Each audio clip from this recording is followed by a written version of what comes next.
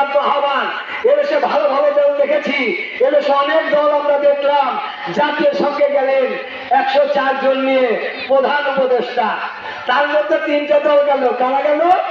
BNP গেল, জামাত গেল, NCP গেল। যে এনসিপি গেছে তাদের কিন্তু নিবন্ধন হয় নাই। কি দরকার ছিল এই দলিত দেশে 104 জন লোকজনকে নিয়ে ভ্রমণ করার জন্য, পিকনিক করার জন্য? এদেশের মানুষ এখন কি ষড়যন্ত্র চলছে, কি কর্মকাণ্ড চলছে এটা বলা মুশকিল। তবে বিদেশি ষড়যন্ত্র চলছে। এই বাংলার মাটি সোনার মাটি, এই বাংলার মাটি ওলি আল্লাহদের মাটি। এই বাংলাদেশকে কুক্ষিগত করার জন্য, বাংলাদেশকে দখল করার জন্য পরাশক্তিগুলি উঠে পড়ে লেগেছে। ইতিমধ্যে গোয়েন্দাদের রিপোর্ট আমরা পেয়েছি, ইতিমধ্যে আমরা জানতে পেরেছি জাকের বাদী মোহাম্মদের চেয়ারম্যান যে কথা বলে তাহাই সত্য হয়, তাহাই সত্য হয়, তাহাই সত্য হয়।